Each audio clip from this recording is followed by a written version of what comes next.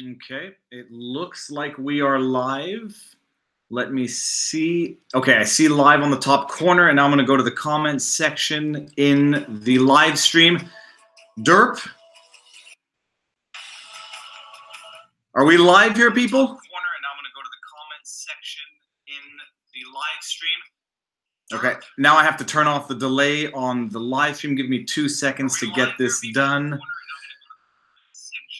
Okay, I'm going to put the stream on mute and now go to the comments, which are up in the section. We're live, bro. Awesome. Yes, yes, yes. Caps S. Okay, so let me minimize this so I can see my face. Do I need to see my face? No. I need to see my face only for one thing, everyone. Before we get started, we'll lay out the ground rules just to say what's going on. Sorry, I put it on slow mode, so there's only a comment every 30 seconds, and that's just because no moderator today, and I don't want to lose the questions in the chat and get lost in the chat. I don't know how active it's going to be, so I apologize for that. It's an inconvenience, but it's a necessary inconvenience so that I don't lose stuff. This thing right here, right above the PewDiePie Easter egg, which is beautiful, this is not legal advice. Nothing in this video, nothing I ever do on YouTube is going to be giving or purporting to give legal advice. It's like my disclaimer left, right, and center all the time. I'm a Quebec attorney, but I'm not giving legal advice. We're just discussing law, and hopefully I can help people understand, clarify, and we can have sensible discussions about legal issues or any issues in general. With that, keep the comments civil if you can. A lot of you know that I try to keep things civil because civility is nice. Let's get discussing it. So, oh yeah, and also, by the way, if you're new here, share the channel, tweet this link out now, and we can see how many people we can get in the chat. And I'll take some questions as we go along. So any questions you have, let's do it. And we'll start talking about defamation, the Alex Jones deposition, analyzing it, and dealing with some pretty big, what's the word, misnomers or misunderstandings that are going on with Alex Jones. Should I take slow mode off? Should I take slow mode off? Okay, I'll say hi to everybody. Silver Fox, some might say getting banned from Twitter. I don't know what you got banned from Twitter for, but yeah. What are my thoughts on Alex Jones? So, hello from Germany, Mikhail. Let's start with we'll start with one thing here. The summary. You'll notice some people will call it duck out of giving my opinion on certain things. It's not a question of cowardice, and it's not a question of being afraid to take positions. Sometimes, people want to just have the litmus test, and they want to know what you believe personally, so they can then, attack you, not personally necessarily, but undermine everything else you're going to put forward. And I find that personal opinions are nice, but they tend to divide, and they sort of tend to be unchangeable beliefs. So all that ends up happening is people end up fighting over the personal beliefs instead of trying to understand facts and at least agree on facts and maybe disagree on the interpretation and understand the basic law of this. How can something be defamation if you believe it earnestly? So let's actually get right into this. Viva Frei is a lawyer and he doesn't suck. Thank you very much. One Journal, Jeff and Pam. Everyone might notice some people have a little icon that says Viva Frei next to their name. They are members of the channel because once you hit 50,000 subscribers, you get membership. And that allows, YouTubers to continue creating content they like without having to go back to litigation, but we'll see. So that's it. Now let's just get to this. Alex Jones deposition, the lawsuit, the defamation lawsuit. We'll get into the details later. One of the biggest misconceptions, and it's something that comes up in the comment section, is that this is a First Amendment lawsuit.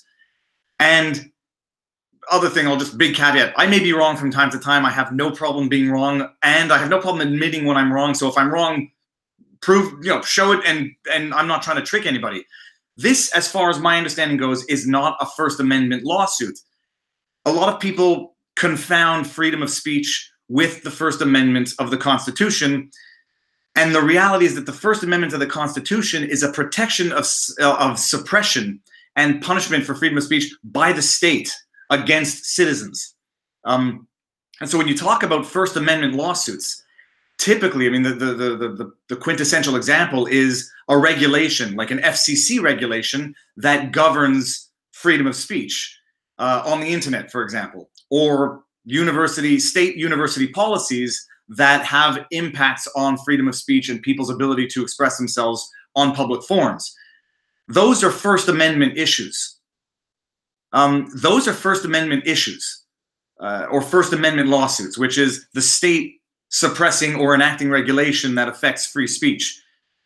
Defamation, especially the Alex Jones defamation, is between, call them private citizens, call them individuals. You can have defamation between individuals and corporations, etc., but they are between non-state parties. So, so defamation is not necessarily a First Amendment issue. A First Amendment issue is not necessarily defamation, but when you're dealing with defamation among private individuals or citizens or individuals, it's not a First Amendment issue, although it touches on the issue of freedom of speech. And so that's one of the, it's called one of the confusions, but everyone looks at this and says, First Amendment, I can say whatever I want and you can't prevent me from having my freedom of speech. When it comes to defamation, it's not a First Amendment issue because it's not between the state and an individual, it's between two individuals. So, getting that out there, let's just see if there's any questions that I could look at. Love your channel, man. Thanks for all you're doing. This is Trippy Raswell. Thank you very much.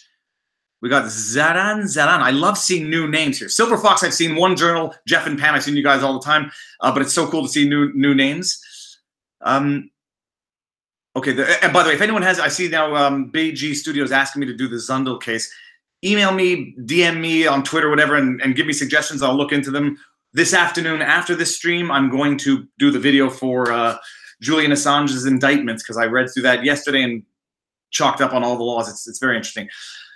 Okay, so setting aside now, it's not a First Amendment issue. It's a defamation issue which is necessarily related to freedom of speech, but not First Amendment. Defamation and freedom of speech go hand in hand in terms of mutually opposing rights and forces. Freedom of speech, people say I can do whatever I want, I can shout fire in a crowded theater. And first of all, there's a Supreme Court, I took notes of it because I didn't want to forget it, but there's literally a Supreme Court decision of the United States that says, no, you can't. Because one of the things that can trump freedom of speech, one of the criteria was public order or creating situations of chaos, where screaming fire in a crowded theater, or let's be very specific, falsely screaming fire in a crowded theater can cause chaos. And so that's a limitation to freedom of speech. Like it or don't like it, that's the law. And there's a bunch of criteria as to what can limit free speech. And one of the criteria is defamation.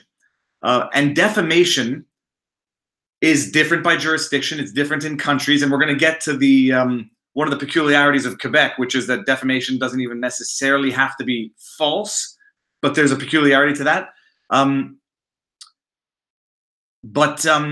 Defamation is a limit to freedom of speech. And when you sort of think about it, like freedom of speech is not an inalienable, it's not a limitless right any more than the freedom of movement is. Like, yes, nobody can restrict your movement, but if your movements of your body involves causing physical harm to somebody else, or any harm for that matter, you can limit one's body movements.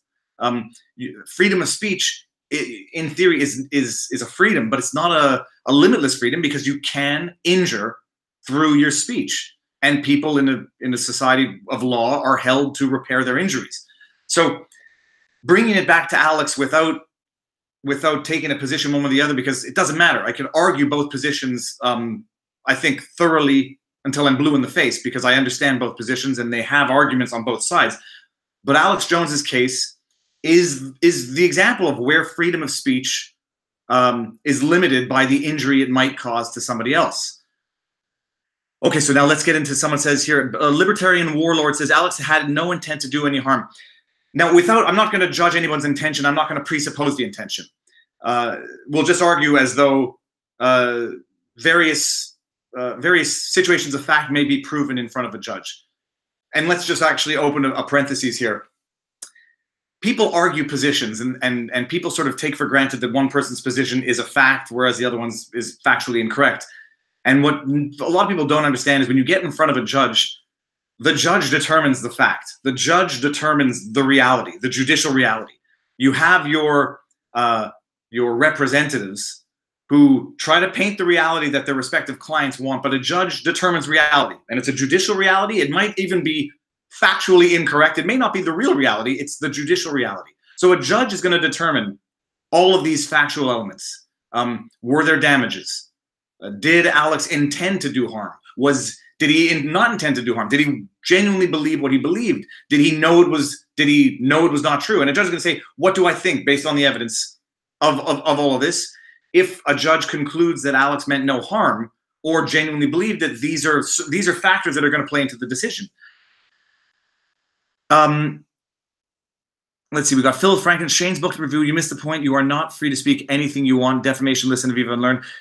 Okay, and also the internet is an amazing place because it's easy to interact with people in a way that we would not otherwise interact with them face to face, either for reasons of civility or reasons of fear of getting beaten up by our interlocutor. But anyways, I'll try to change the overall ambiance of the internet, but I don't think that's going to happen ever. But so defamation.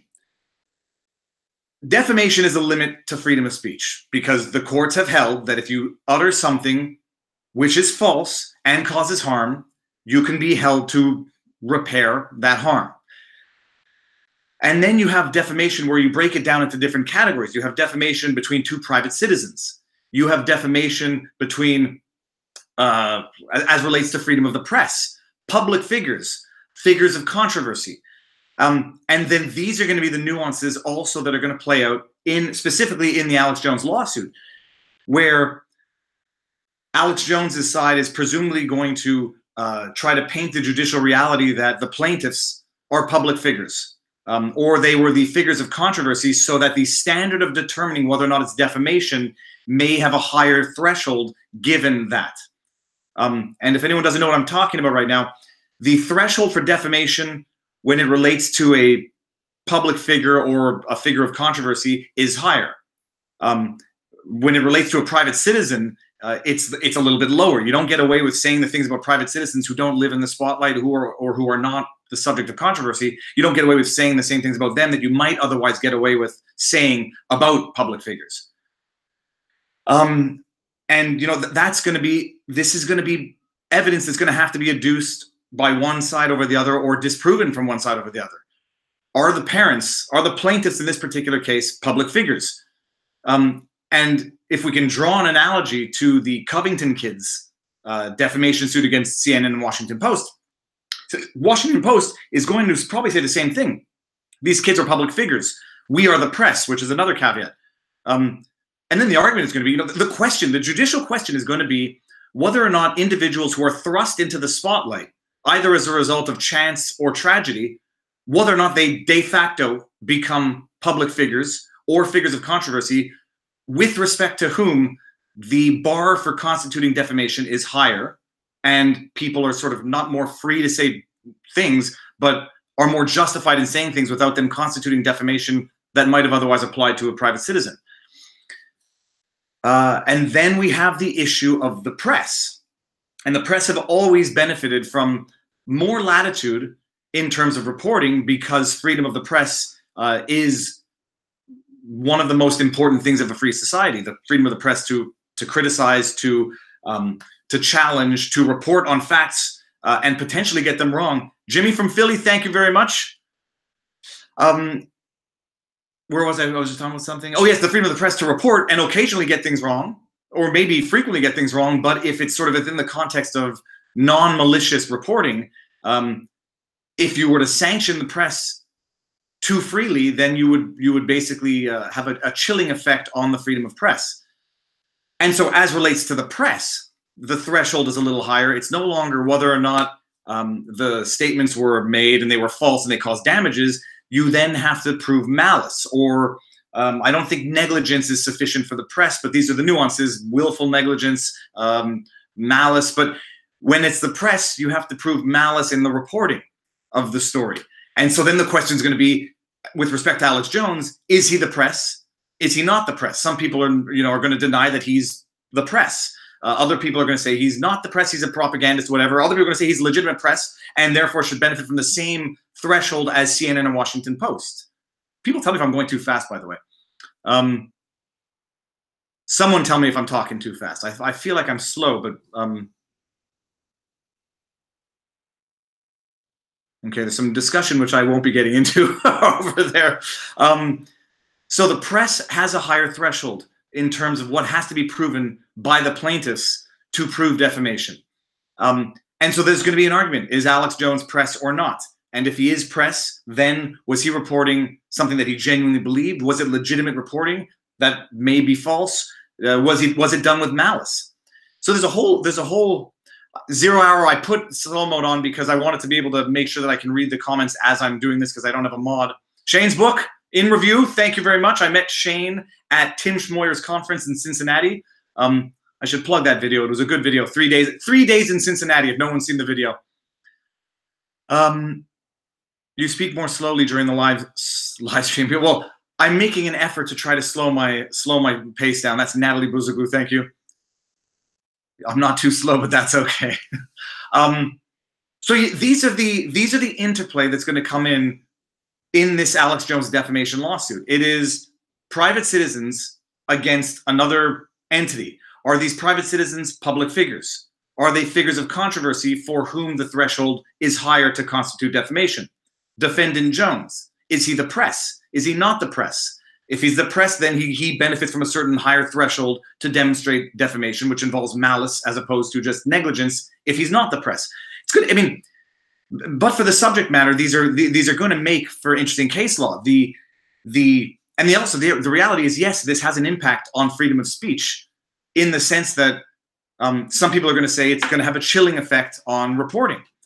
Other people are going to say it's going to have what's the word? I want to use a French word, responsabilisation. Is it going to have or is it going to make media more responsible before publishing stories? And this is the interesting thing, because this is where you can determine confirmation bias, or what I call political confirmation bias, which is supporters of Alex Jones, are probably going to say this is going to have a chilling effect on freedom of speech and freedom of the press, but are probably going to want Washington Post and CNN to be sanctioned for what they did to the Covington kids. The people who hate Alex Jones are going to say he's not the press, or it was malice and he should be sanctioned. But CNN and Washington Post shouldn't be sanctioned because it's press and they were just reporting on a story that was trending on Twitter. I wouldn't want to be a judge and I wouldn't want to be a jury member in either of those cases. But there is. Has anyone mentioned that I look like John Bernthal only every time on the internet? Okay, so apparently I get John Bernthal. I get a Bollywood actor. If anyone can remind me who I look like from the ostrich egg video, he's a Bollywood actor, and apparently I look just like him. So this is the interplay. Like you're going to have with this Alex Jones and the Washington Post Covington kids case. It's going to illustrate like when does media become responsible? Now, there are factual differences in both cases, and the issue is not to argue that they're analogous and identical and that one should apply, the same principle should apply in one to the other. In their abstract forms, they're raising the same questions. Facts are always different from case to case, which is why everything is always case dependent. But that's it. Let me see here. Terry Tij says, can I ask what question you would have asked Alex Jones in the deposition? If I were conducting the deposition, and this is the thing about being able to get away from my own opinions and my own call it bias or my own preconceived notions.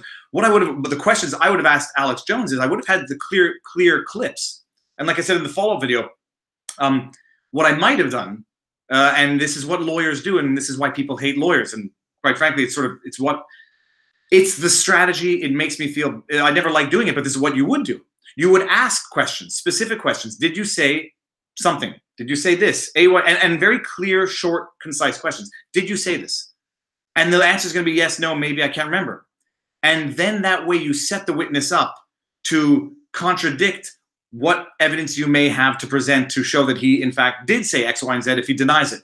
Or if he's not sure, refresh the memory. The hypotheticals, I mean, I used to do the same thing in my practice. I used to ask hypotheticals. I used to ask questions that were so convoluted when I would reread the transcript, I couldn't follow the question.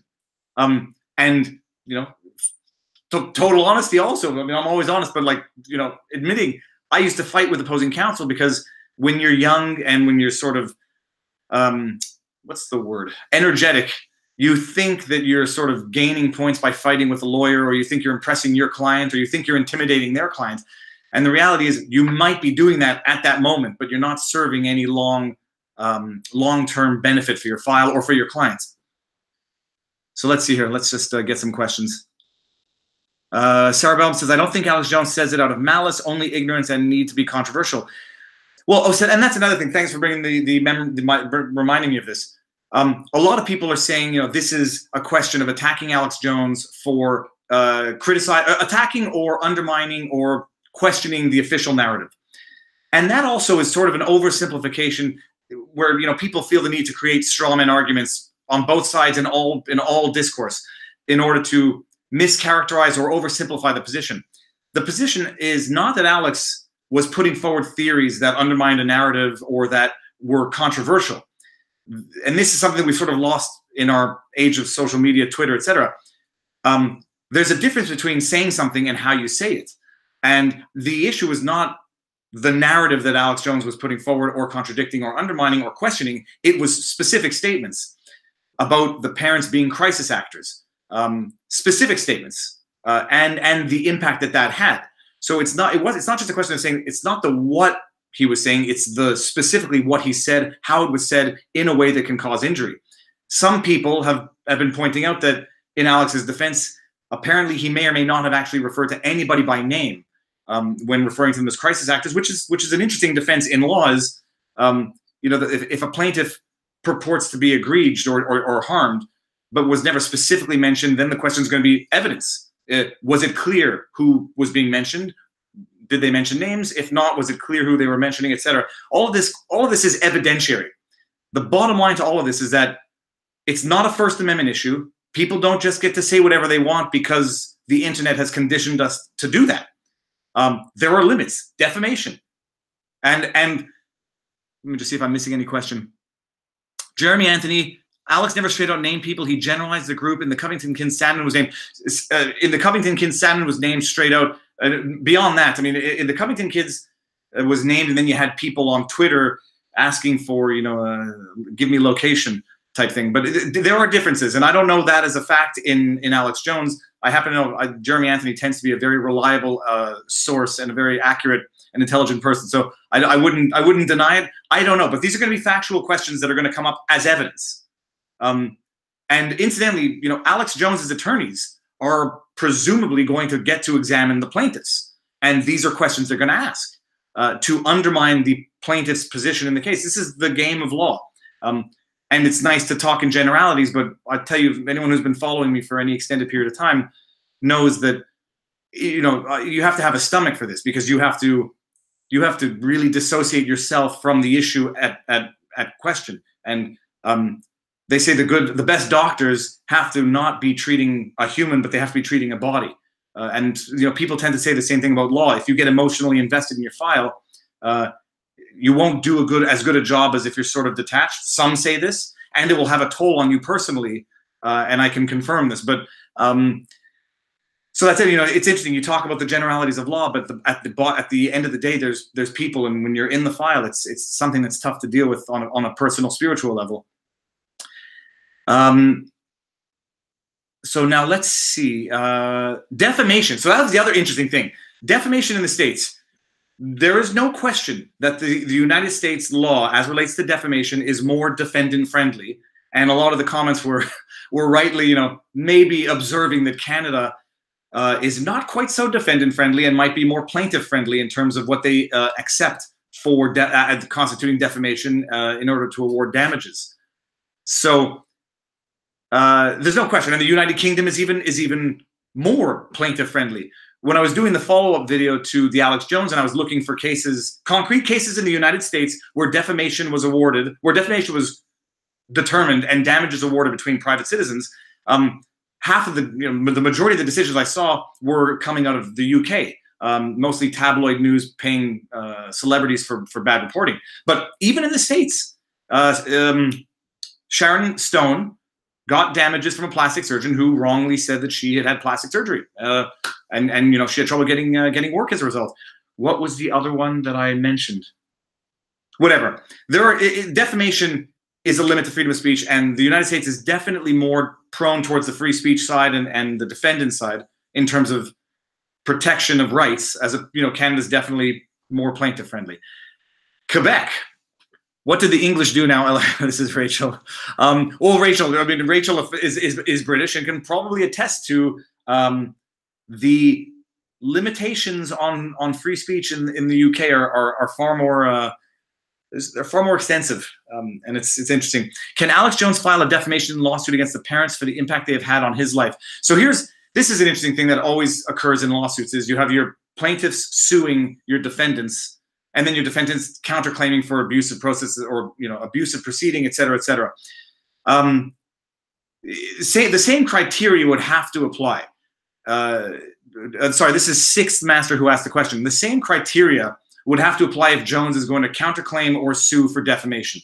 And then the question is going to be, Alex Jones, objectively a public figure, of object of controversy, the criteria for what would constitute defamation against Alex Jones would be higher than an ordinary citizen. If someone accused me of doing the things that Alex Jones did, I would have a better claim against him for defamation than Alex Jones, just because of the nature of the individuals. But it would be the exact same burden of proof, just shifted around.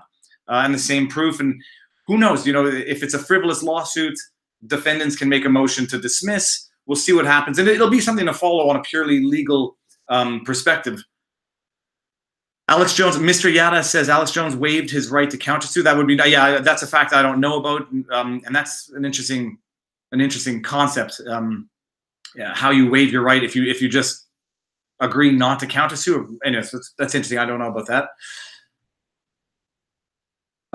So let's see if I get another question. Oh, and also one thing just to clarify as well.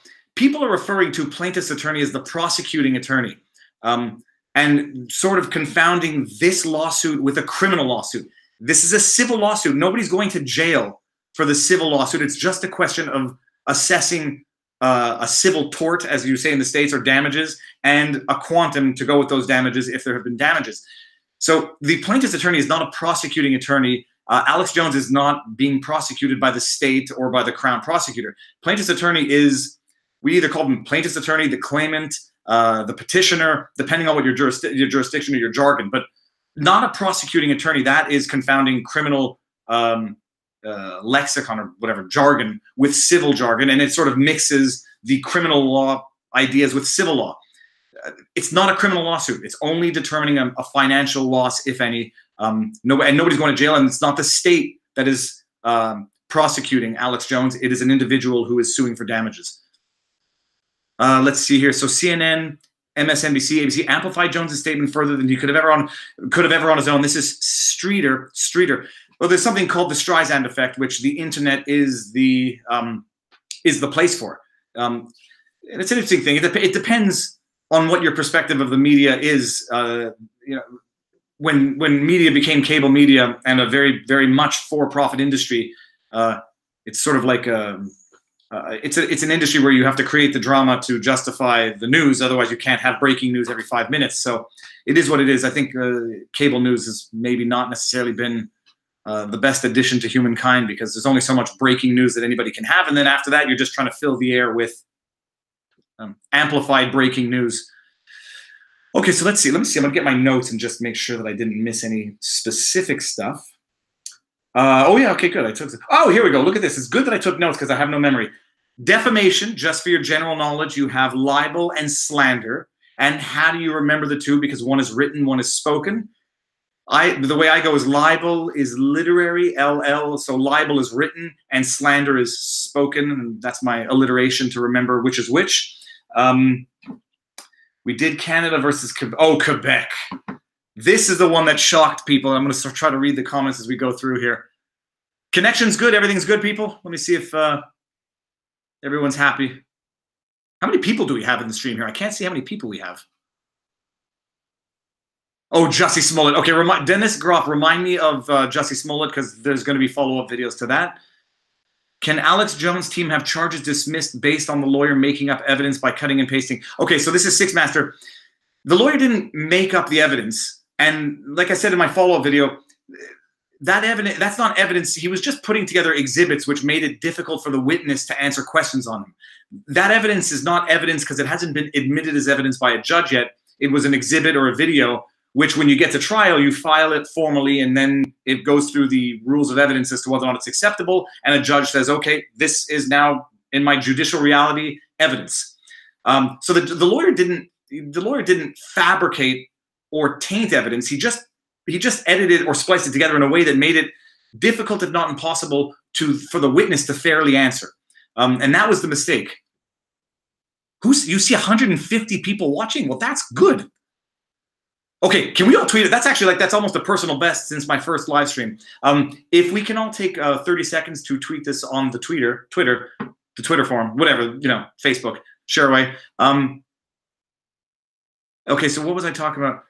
You're like the Canadian Legal, but less opinionated, which is good. That's creative type. So I follow Legal, and I comment everything in there. Like I see sometimes where I can tell there's how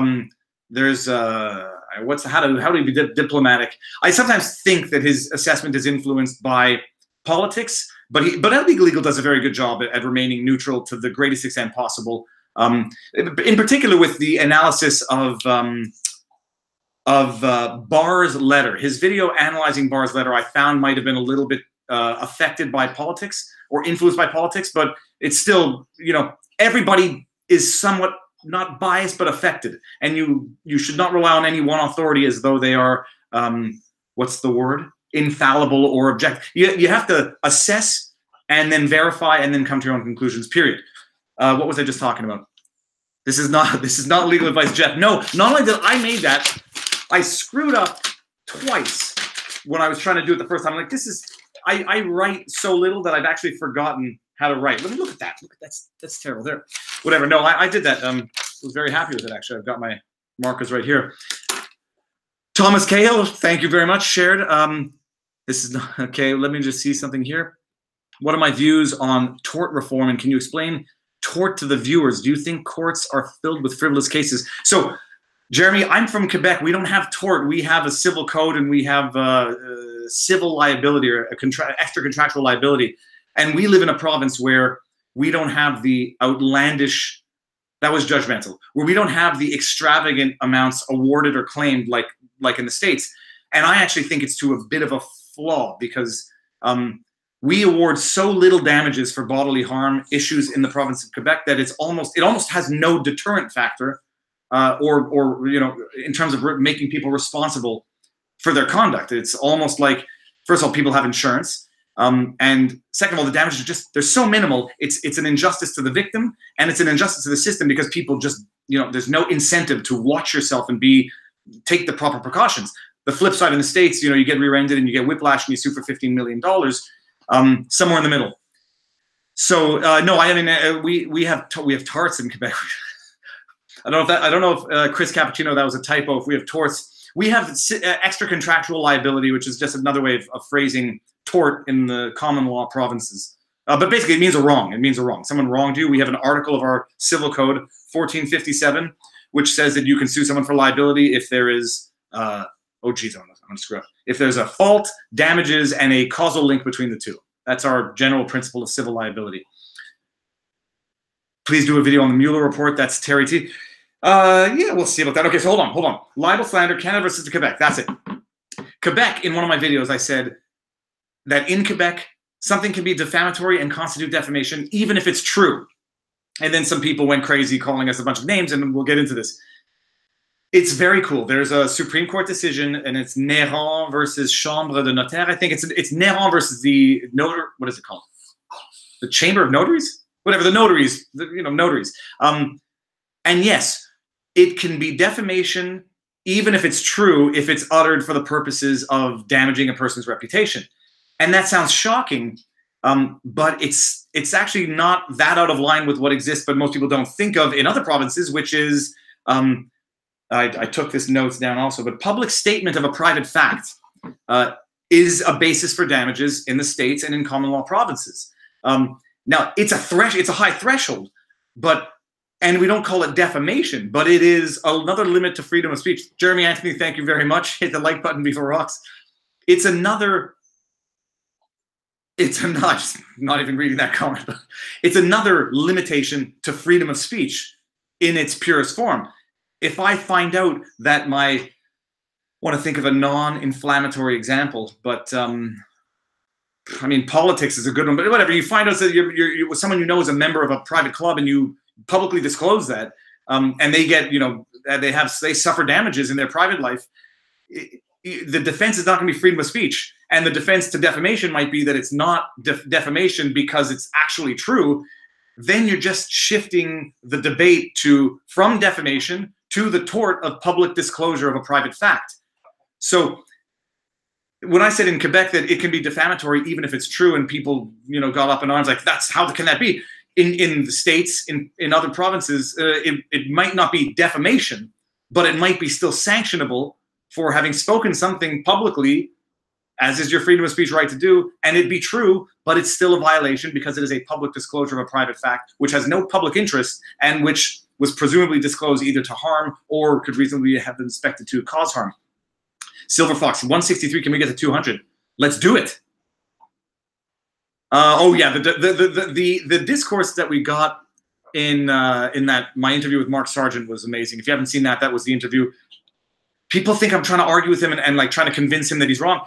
I wanted to understand his beliefs. Mark Sargent believes in flat Earth, and that involves challenging him with what I accept or what I believe myself. And it was a very insightful and interesting discussion. My goal was never to convince him, and I told him right off the bat he's not going to convince me, and I hope that's not his purpose. And it wasn't, and we just had a 2-hour conversation. It was great.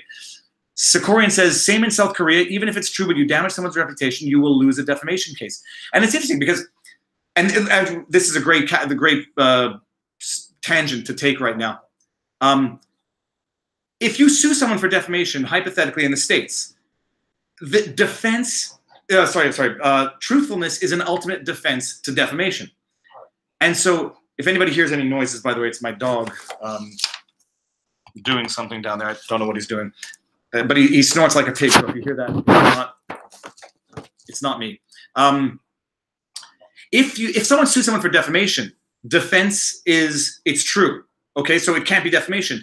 What that allows, presumably, the petitioner to do is amend the proceedings, and in which case you can amend proceedings, at least in the province, but depending on how the file progresses. If in discovery, it becomes clear that in a defamation case, well, it was actually the utterance was true, you can amend the proceedings and then not necessarily sue for damages for defamation anymore, but amend to sue for damages resulting from public disclosure of private fact.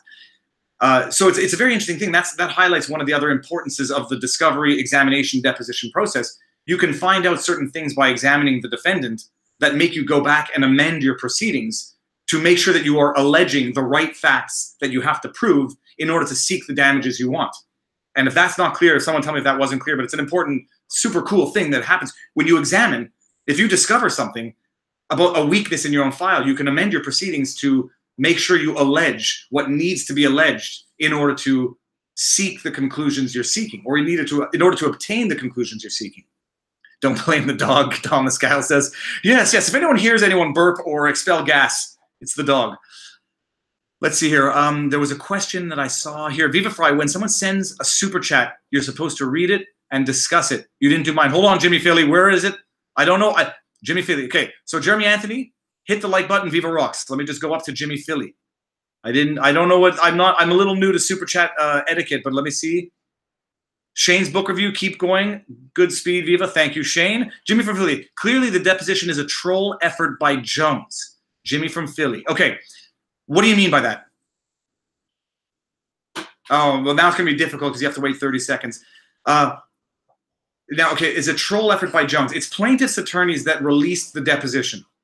Presumably, they filed it, and then they published it on YouTube because it was on their channel, and apparently not something I verified myself, but apparently they only have 2 videos on their channel, or even 1, and this was it. Was Jones, Jones trolling? I don't know what you mean exactly. Can deposit, okay, sorry, Jimmy, just clarify what you mean. Was Jones trolling the plaintiffs by acting the way he was acting? The best troll I've ever seen of a defendant or a deponent being deposed was Lil Wayne. That was, I'm going to have to do a video on that because, I was just flabbergasted at what occurred during that examination and how the judge let it go, because I actually didn't think it was in front of a judge until I heard a judge talk. I said, there's no way anyone could get away with that in general, let alone in front of a judge, but it was amazing. So, no, I don't know what you mean by is Jones trolling in the examination, in the deposition. It was, Jones conducted himself like a reasonably well-prepared witness. Plaintiff's lawyers in my video. Okay, so Jimmy says it's not a real deposition. It's attorney. It's entertainment. Attorneys don't act like that. Okay, so no, I don't think it was a troll, Jimmy. But this is what I genuinely believe about these film depositions. The lawyers make more of a spectacle of it than they would if it were not video recorded with the possibility of being published in the internet. And incidentally, I think it's the same thing with congressional hearings. When people know that the world is watching, they act differently, sometimes for good, sometimes for bad. Like right now, let's just say if I were having a conversation with anybody in my living room about this, I would be acting differently, but not in a bad way. I mean, I'd probably just talk faster, be a little more manic, whatever. So knowing that people are watching, you do change your behavior. Those congressional hearings on both sides, you know, they call it grandstanding, whatever. When people think that there's a show going on, they perform for the show, and it actually takes away from what the importance of the process. That deposition, I believe, I mean, I suspect they knew they were going to file it, and knowing that it was going to go public, it was there was a lot of what's the word I'm looking for? Not exactly. There was a lot of I can't even think of the word.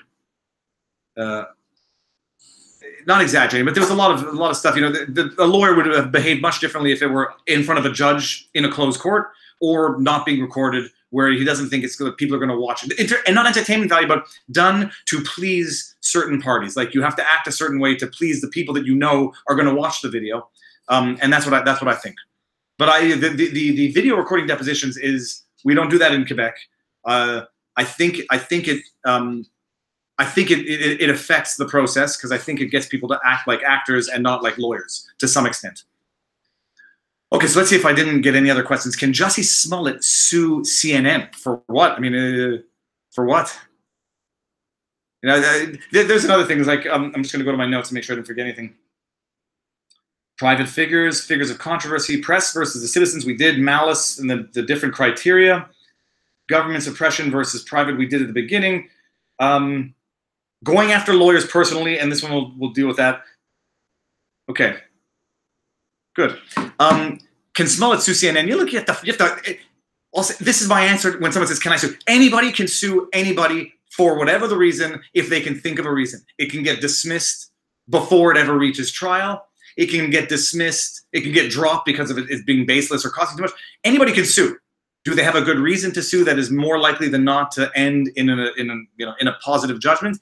That's where you need to know the facts. So anybody can sue anybody. And while we're on this discussion, actually, let's talk about this. People always say get the lawsuit thrown out, dismiss, it's frivolous, blah blah blah. Frivolity of a lawsuit to get it dismissed before it goes to trial is it's what they call the ultimate sanction in law.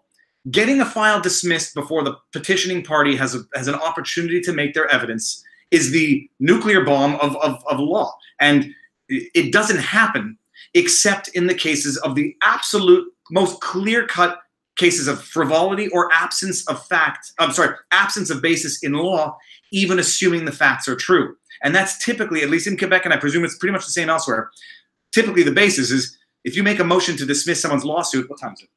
Okay, we got time. If you make a motion to dismiss someone's lawsuit on its face before you get to trial, it has to be baseless, even assuming the facts are true.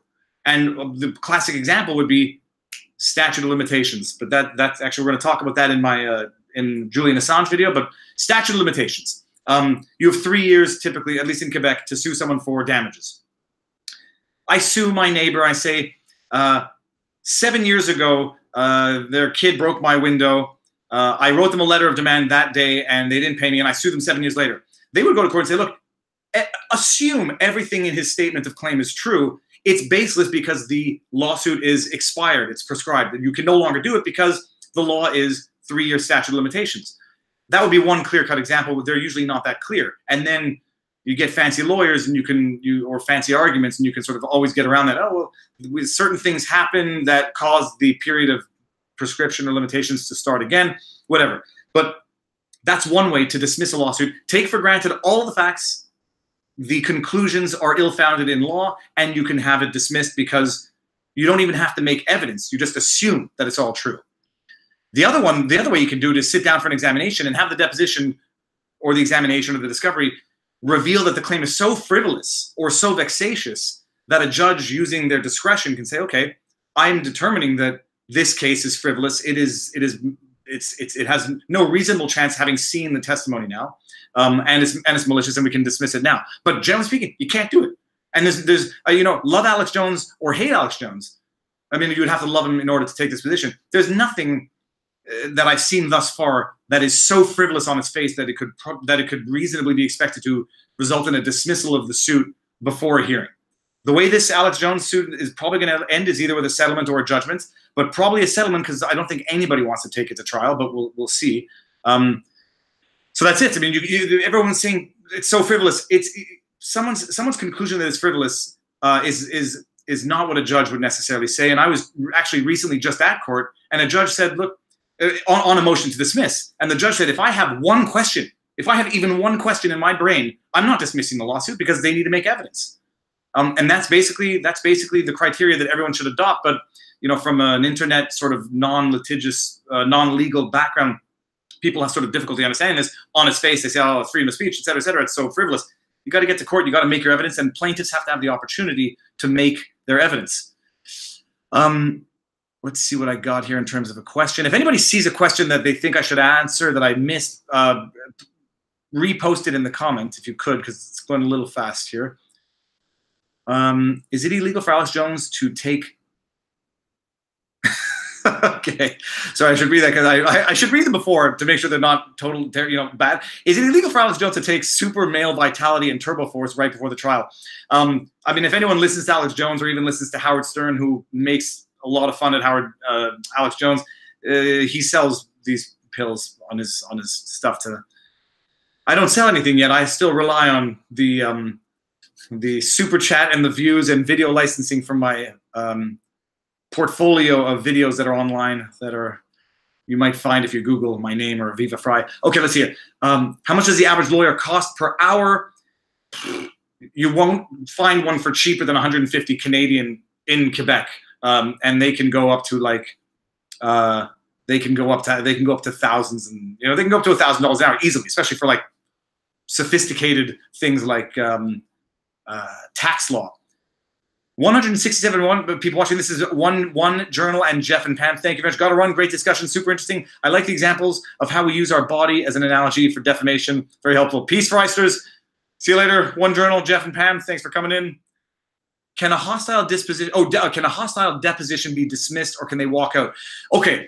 There's another great deposition where the defendant or the witness's lawyer appeared to be so obstructive, systematically objecting.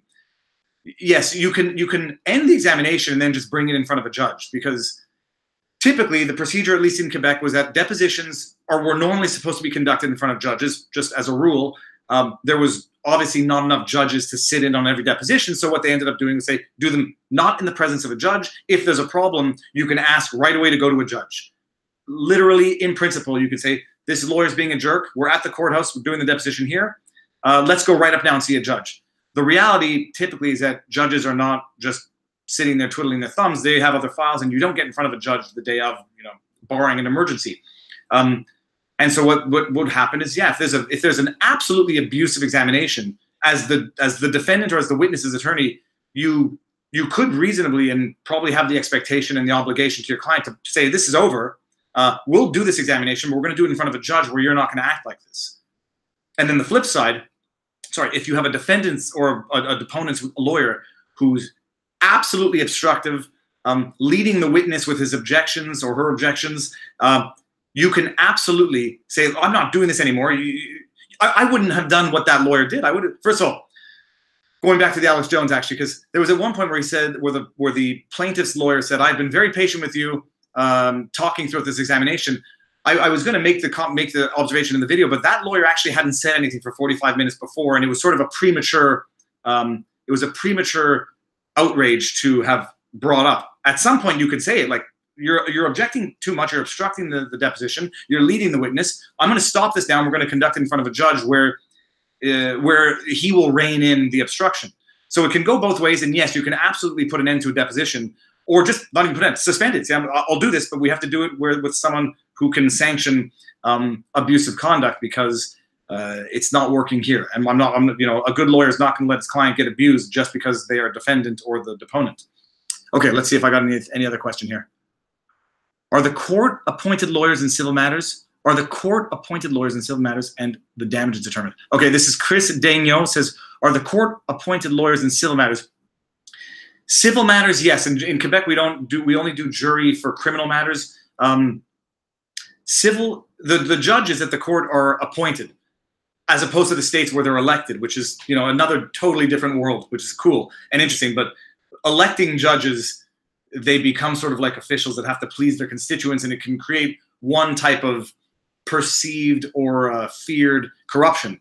The flip side is, in Quebec, they are political appointees, and they're appointed for life, and they can never get taken off the bench or removed from the bench, except in the most egregious cases of misconduct, which lends to another type of corruption. So both sides have corruption. But no, Quebec civil judges, they're appointed.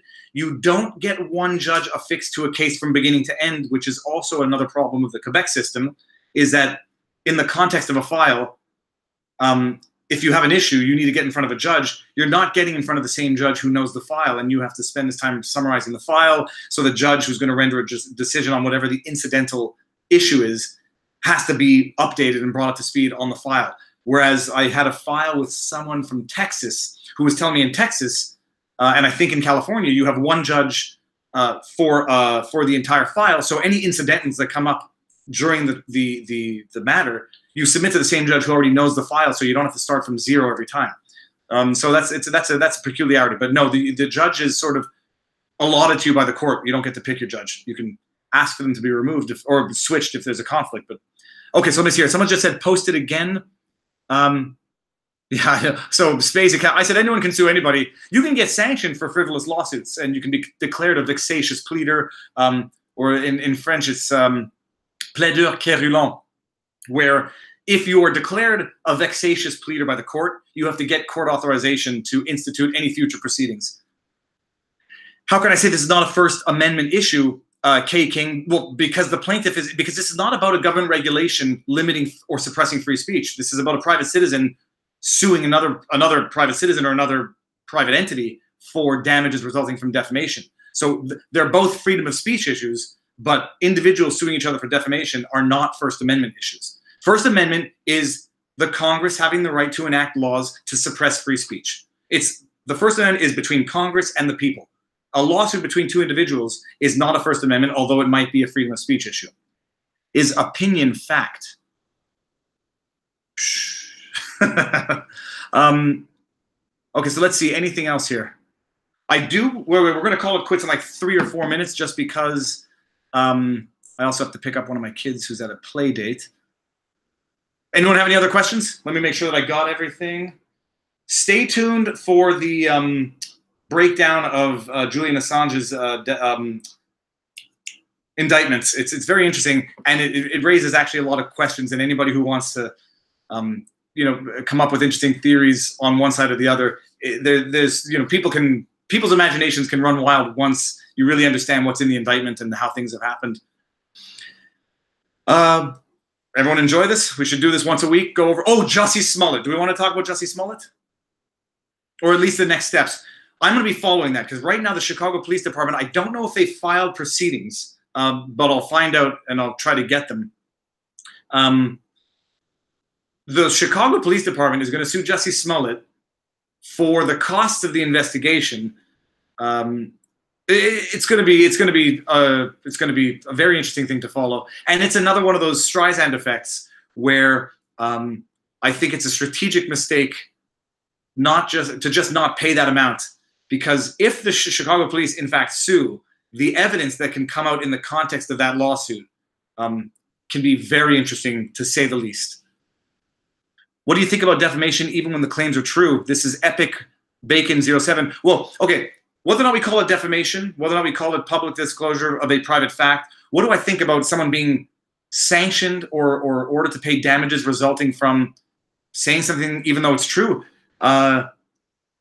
You know, you can't deny that it can cause damages. I mean, let's just say disclosing someone's home address.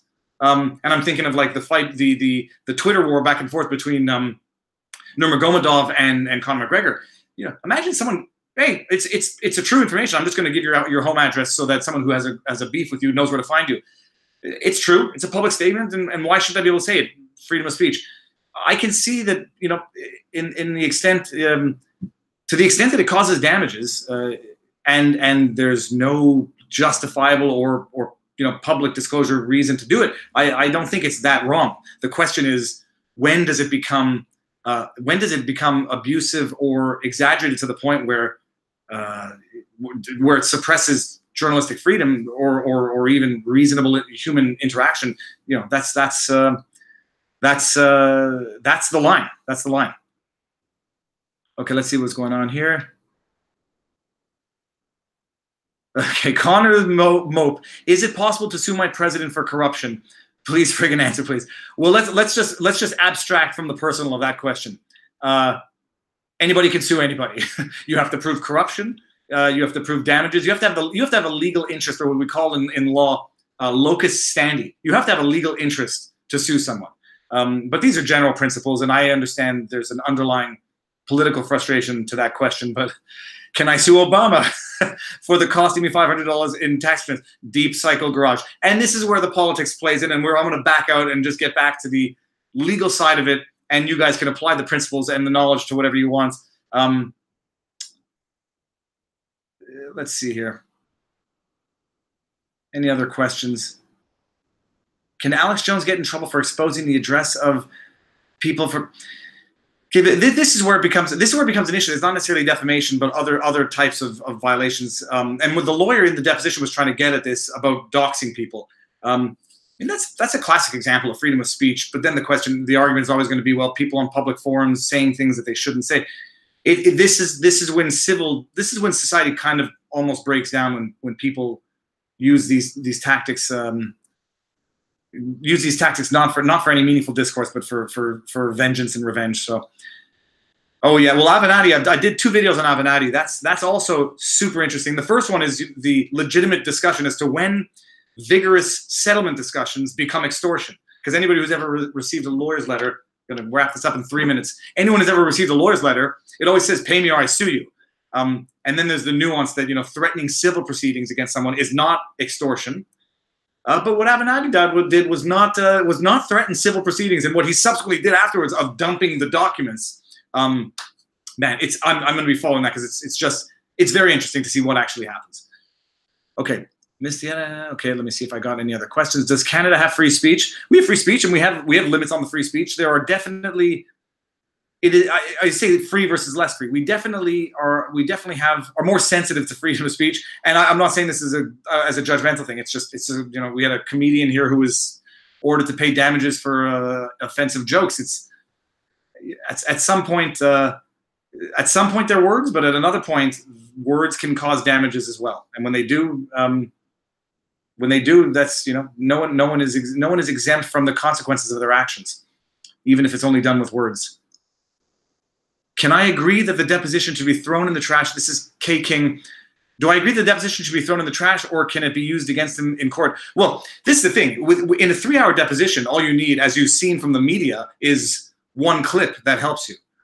In a 500-page deposition, I might only need one admission, and the rest might be superfluous. So I don't think that deposition goes in the trash. On the contrary, I think now it serves as it should serve strategically to the plaintiffs to know what they have to do in their file, what they might have to amend in terms of allegations, and what they might have to know that they have to prove or prove better or find better evidence of. But you know, no deposition should go in the garbage, because every experience should be a learning experience. Do you seriously believe a comedian deserves to be taken to court for offensive jokes? That's a personal opinion. I happen to, you know, some jokes I find offensive, but you know, I don't have to listen to them or support the comedian. But then there's a line. There's a line, and the line is subjective to every individual, but the line is objective. It's just, where is that line, and the courts are the ones to to determine that judicial line. Let's see if let's see. How many people do we have here still? Do we still have a... Am I excited for Game of Thrones? Natalie, I've never seen one episode of Game of Thrones in my life, although I did meet someone whose name was Khaleesi. What was the context of the jokes? You have to look it up. It's, I think if you just put in Canadian comedian sentenced to damages for defamation, whatever. Okay, so let's see. If you incite violence, we've already decided that's the line. Well, so no, okay, so Vanderfoto, if you incite violence, that is one line.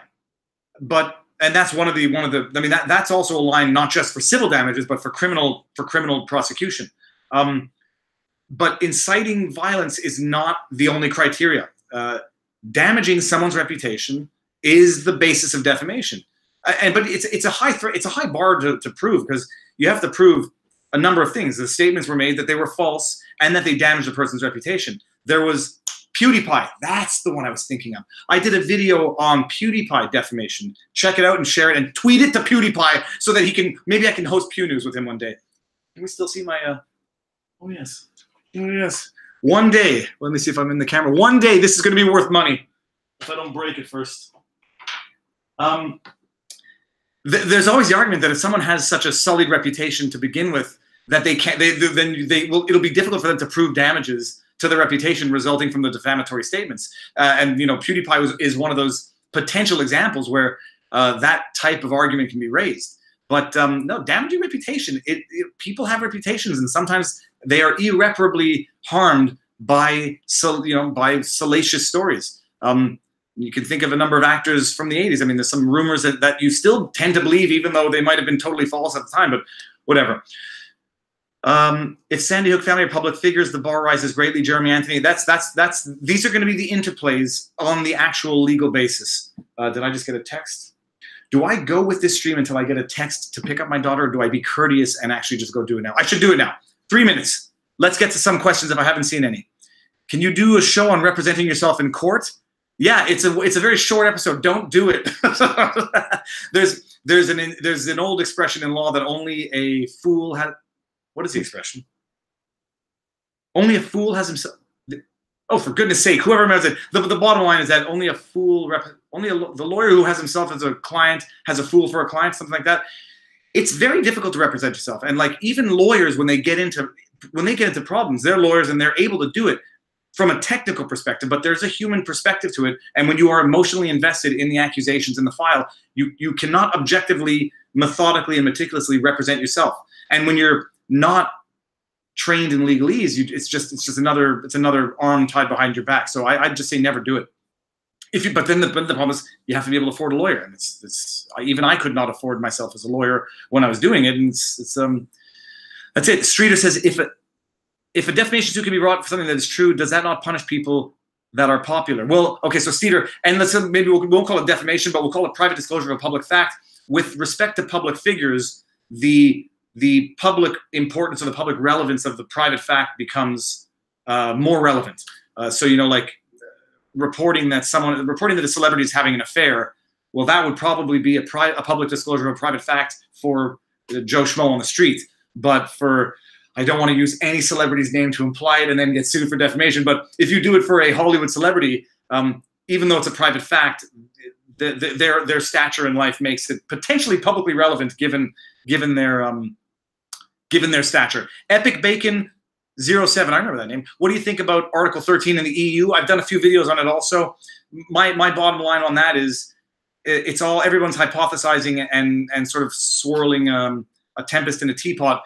The question is going to be how are third parties going to enforce it? That's the only question. And I asked it to Susan Wojcicki on Twitter, but I'm a nobody and nobody, whatever. I'm a nobody on Twitter. I'm realistic.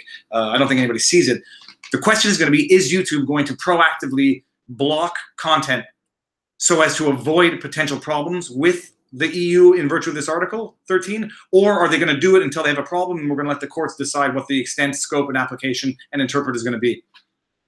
Yeah, okay, people, we're gonna tune out. This was great. Thank you very much. We'll do this once a week. We'll do this where we'll talk about some of the videos, the law vlogs during the week. If you have questions, keep them.